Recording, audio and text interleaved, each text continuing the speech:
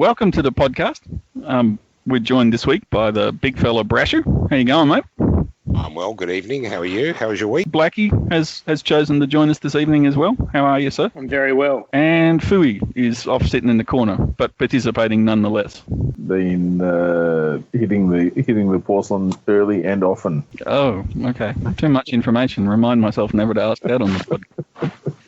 I was going to make a joke about the cheese, but I think we'll just leave the porcelain alone.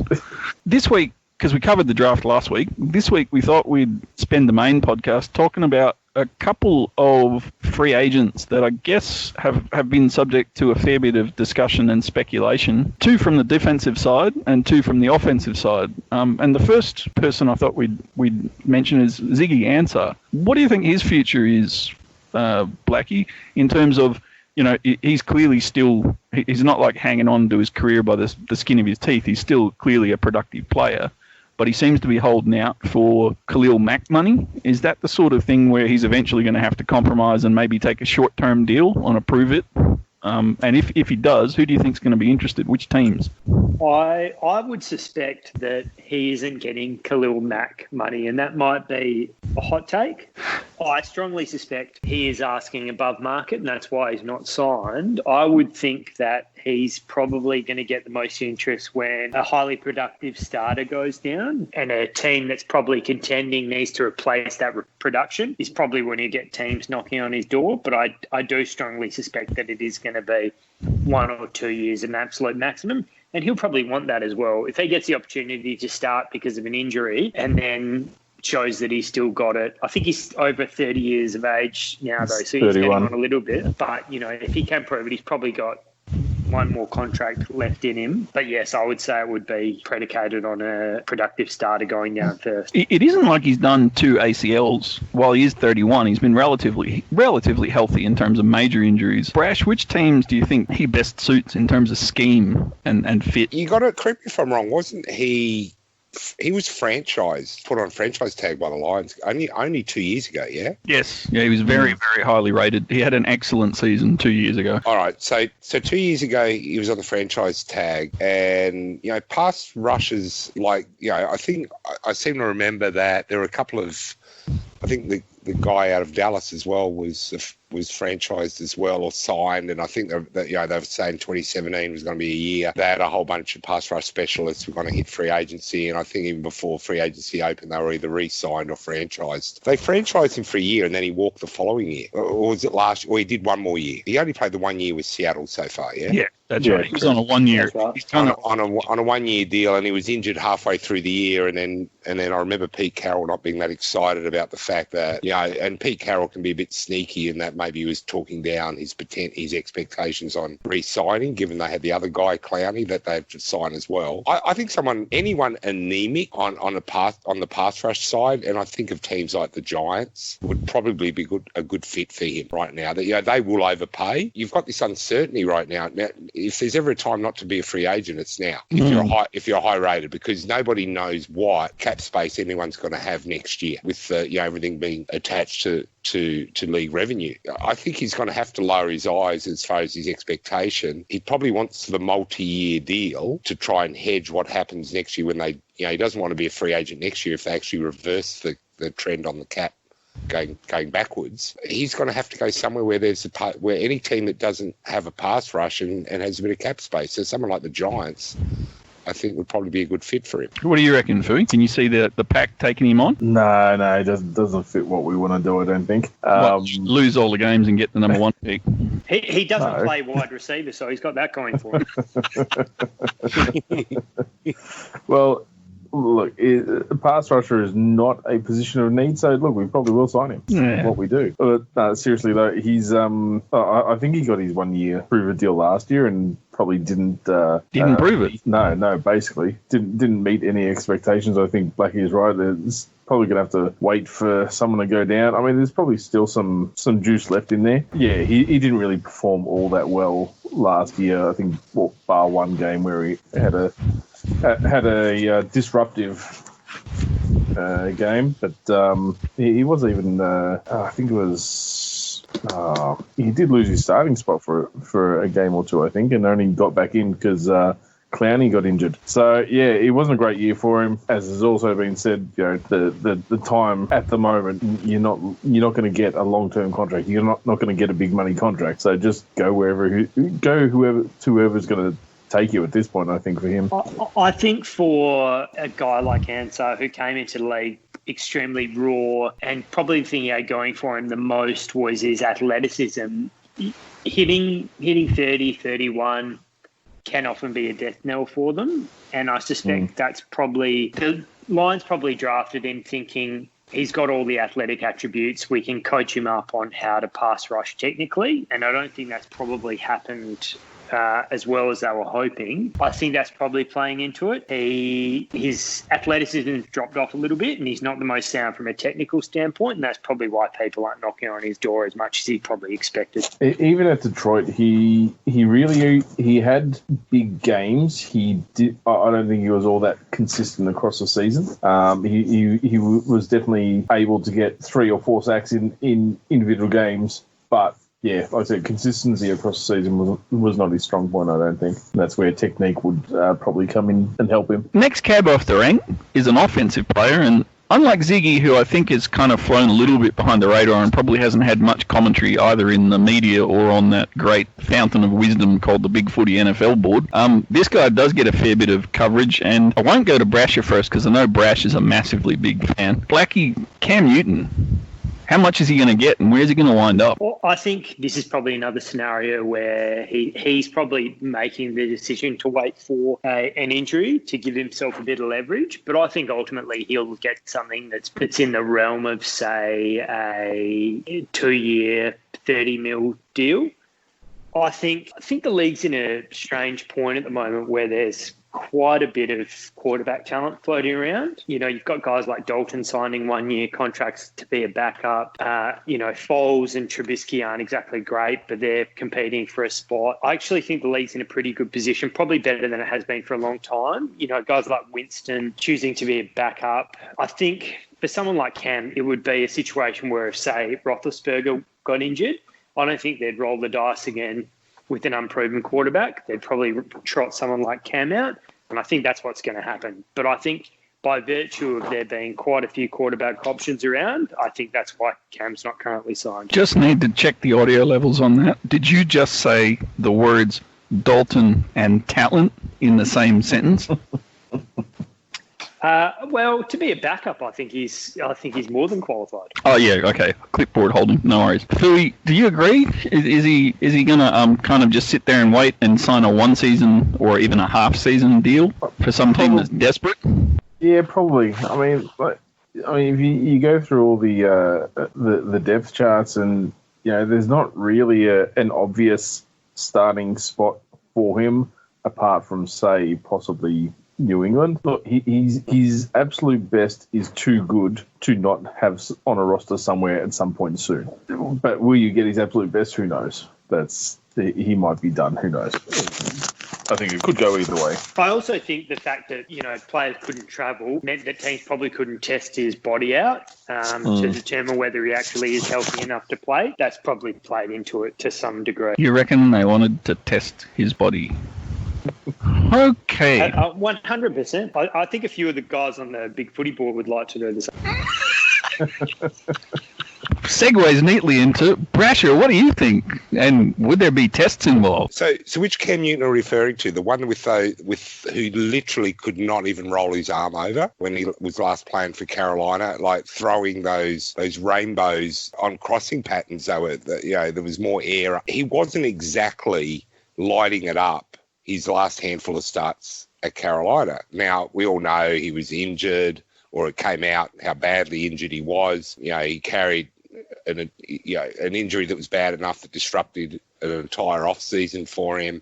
He came out and was throwing, I still have the image of just how bad he looked. So are we getting that guy, or the guy who threw for 29,000 yards for Carolina? So I think a lot of the commentary is probably referring to his body of work over 10 years being an NFL starting quarterback that took his team to a Super Bowl and a couple of near misses along the way. But is that the guy that you're getting going forward? I think Blackie makes a good point. No one's had a chance to see him. no one really knows which Cam Newton they're going to get. I blame too many Superman T-shirt ripping celebrations for the shoulder injury, by the way. Well, there weren't too many of those in the last year. Well, let's be honest. The whole championship belt celebration is a similar motion, so I don't think Rodgers has been the same either. As if there were any other arm or shoulder motions that would cause damage that Rodgers is ever going to do. The discount double check. Oh, to think you don't prepare for this segment. Which brings us neatly to the second defensive player free agent we were going to talk about, the aforementioned Jadeveon Clowney. Brasher, what is it with Seattle and all these non-signed free agent defensive people? Pete Carroll just trying to be different and not sign any good defenders? Well, I don't know if they're still not a good defence. They seem to always find the right formula to wreak havoc on opposing offences. You know, they get criticised during the draft for reaching in the first round for linebackers who end up playing very well for them. I'm not 100% sure where Seattle's salary cap situation looks like right now, but it could be too bad, could it? Well, maybe one of you guys can help me out with that. But is the fear with Clowney, though, that he's just playing for the money now? I think that's what Carroll is pretty astute. As much as I don't like him, you got to respect his ability to do what he does as far as assembling his football teams. And, you know, it's not like they overloaded finally addressing their offensive line or anything like that in the off-season. So I don't see where they made the big moves coming in, and they've had both Ziggy and now Clowney come off the book. So that's got to be $20 million in cap space right there, doesn't it? Just while you've been talking about that, I just had a bit of a peek at what their cap situation is, and they've got 14 mil available. But as we've touched on before, who knows what it's going to look like next year? Yeah. So I think if I was Seattle, I would be worried. Exactly the same thing, probably only even worse than Ziggy, is that am I signing a guy that maybe is just playing for his last big contract at the moment? Yeah, and then when there's a squeeze on next year, what am I going to do? And then also there's a locker room issue there too, because you've got a guy like Bobby Wagner that's costing about $10 million on the salary cap, and he is the true leader of that defense when it's all said and done. So I don't know how Wagner would think about someone earning maybe double what he earns. So I think you're underestimating how much Bobby's getting paid, Brash. Okay, well, I'm just looking at it right now, and it says 10.750 thousand. His cap number's 14 and change. Yeah. It's a difficult situation because it's not like, as Fuey said, is he a guy that is going to bring it every week? I don't know. So he's not like the Boza brothers who just play balls out every week, right? You know what you get with those sort of guys. But is this a guy that's going to get, you know, against some third string back left tackle, you know, gets his 4 sacks on the way to getting his 14 or 15 for the season in 4 games, and then doesn't, although, you know, but having said that, Clowney's best game last year was against the 49ers in San Francisco, when he absolutely tore them a new one. But then you think, did he do that just to, you know, knowing that was Seattle's biggest rival on their home deck? That's the day he chose to play. I don't know if you're going to get it every week with him. And if he wants 5 or 6 years, that's going to cost $140 million, isn't it? Oh, I'm pretty in line with Brash. I think the Titans have been linked to him. I don't think it's going to be Seattle, although their pass rush situation's pretty dire at the moment. They did spend a first-round pick on LJ Collier last year, but his rookie campaign wasn't too flash. Outside of that, they don't have much on the outside at all. I think Clowney to me is more of a luxury pick. I think he you know, potentially go to a team that's got plenty of cap space and isn't necessarily competing. That way, I think both parties get what they want. You know, the team in question gets Clowney, former number 1 pick, famous player, put bums on seats, and Clowney just gets paid a lot of money. And if we're looking at who that might be, could be someone like the Lions. And, you know, Patricia probably fancies himself as a defensive-minded coach. They got Trey Flowers. If they had that as dual pass rushers, they might be faring pretty well. And then there's teams like the Jets as well who could potentially put their hand up. I think they're they need talent pretty much across the board. As I say, linked to the Titans, they've got about 20 in cap space that they might decide that is best spent on Clowney. But at this stage, I think the cap number's going to outweigh how much production you're getting from him. Pay a premium to have somebody sit on the bench. Now, you'd be familiar with that, Fooey. Sounds like a good fit for Green Bay. No, did you not watch us last year? We actually get to the quarterback now. We don't need guys like Jadeveon Clowney. Remember you said that. So I do think it's fair to say the first three names we looked at, I think we can all agree it largely comes down to the player asking for probably too much money at the moment compared to what the market is willing to pay. Yeah, but Clowney's looking for $20 million a year. Yeah, exactly. But I think we also agree that at some point, as the asking price drops, there'll be takers for all three of those. I disagree a little bit with Cam Newton. I think it's been pointed out by some of my learned colleagues already. There's not a natural fit for him right now. Whereas pass rushing DEs, you always have room for those guys, right? I'm not sure Cam Newton's got a starting gig anywhere yet, regardless of his salary expectations. There's always going to be one panelist that has to disagree all the time. I was trying to segue into the fourth person, who I think it's fair to say there will be less agreement on the likelihood of that person being signed. But funnily enough, I think one panelist's team may actually sign him in the next 2 days. His name's Antonio Brown. So, Fooey, just because Antonio's so similar to your personality, possible option for an Aaron Rodgers receiving? No, we do need a receiver, don't we? I can tell you're thinking about it just from the long, drawn-out sigh. Yeah, I had him in, beta in the beta league, fantasy, for years upon years, and he absolutely smashed it for me. So I've got a very slight lingering desire for him to come back and play well right now after I finally released him. I don't think it's going to happen though. Even if teams are needy, how can you take that risk? He's just so up and down mentally, and I don't think it's worth it. Blackie, spot on the Broncos beckons, perhaps?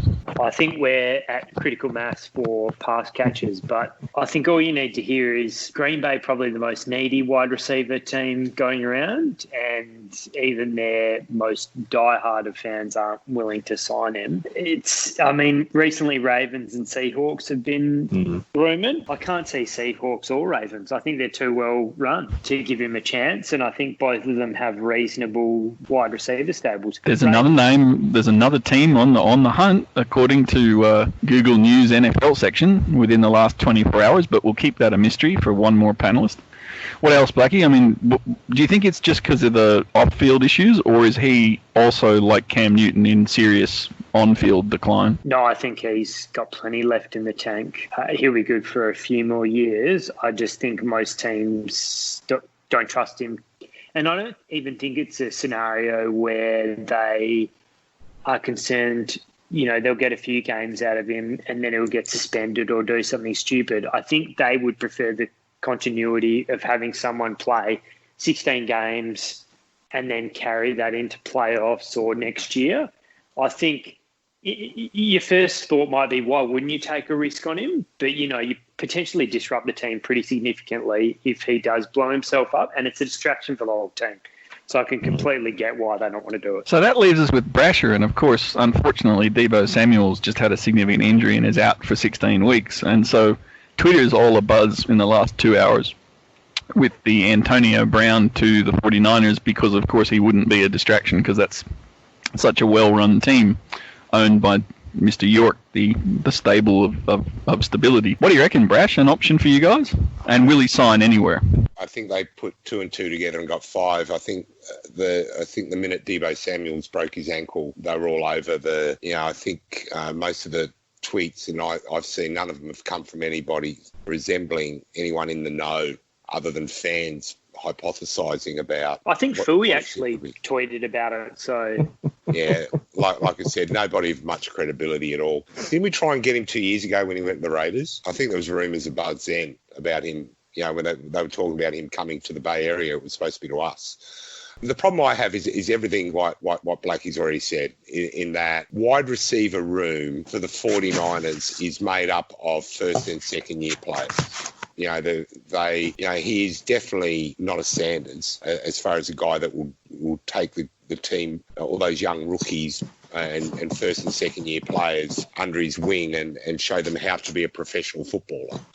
On one side of me says, oh God, I wish I could get the guy that played for Pittsburgh. What's he done? About 7 Pro Bowls? But on the other hand, it's like, what if he just becomes an absolute train wreck in the locker room? Because from all reports, the 49ers do have a pretty solid locker room these days. I'll take a pass, but I won't cry if they did sign him. But I'm not sure they can afford him anyway. Well, I did notice on the same Twitter feed a reason for hope that they might be able to afford him, because the 49ers have signed a new sponsor. Yeah. And if you just click on the link that's in the chat. Yeah, I knew this was coming. bit of Fuey manscaping, yeah? Manscaped is the official below-the-waist grooming partner of the 49ers. Yeah. Which problem with that, mate? Well, not really. I guess I just wondered, does anybody else have a below-the-waist grooming partner for their team?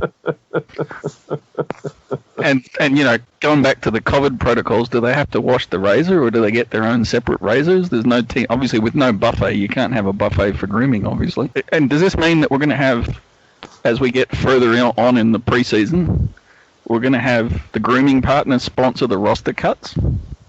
You've been working on that all week, haven't you? It's not over yet. They're relatively rare these days, but are the refs now going to throw out one of the manscaping devices when there's a clipping penalty? Oh my God. Please cut this out. Yeah, I know. I got lots more where that came from. I'm sure you do. If it was going to be any team, it was going to be San Francisco, wasn't it? But they're advertising a product in the second tweet. They're advertising a product called the Skin Safe Lawnmower. Oh, wow. Well, everyone starts somewhere. Maybe we can get the board sponsored. Free products for all. Thank you, gentlemen. That was an enjoyable segment. I do note we have a couple of other late-breaking news stories. I believe you wanted to share one, Mr. Fooey. Oh, yes, that's me. Yeah, just, I'm not sure if everyone's seen it, but, everyone's favourite safety from the Dallas Cowboys, Clinton Dix, had a bit of an encounter past few days with a couple of bears. I'm not sure if you guys have seen the video, but there's 2 things that I noticed. It's apparently in his driveway. Now, number one, there's a lot of bikes there. So I don't think he's actually socially distancing himself from anyone. So I'm a little bit worried about that. Number 2, Sean Clinton Dix, you are 27 years old. Why are you riding a scooter? Because his Segway order was cancelled. Clearly. I think he's done more harm than good. I think he scared the shit out of the bears. The way they ran, I mean, call Peter, call the RSPCA, they were shit scared. So that actually made my night, to be honest. You're being a little bit harsh on him, I think. If anything's prepared him to be scared of bears, it's his time at the Packers. I know. I was about to say that running away from bears when he was a safety for the Packers was probably in his blood. So. Anything anybody else wants to mention before we wrap it up? Where's Jamal Adams going? God, I hope the Eagles. We need him desperately, but I suspect the Cowboys. How can they afford him? The Cowboys operate in a different salary cap world. I think back to the draft podcast where you were saying, check out Jerry's yacht. Haven't they ever heard of a salary cap? And I learned on that day that Jerry's yacht falls within the salary cap. So I'm glad we're all anything. Oh. All right. Thank you, gentlemen. Thank Talk you. to you next week.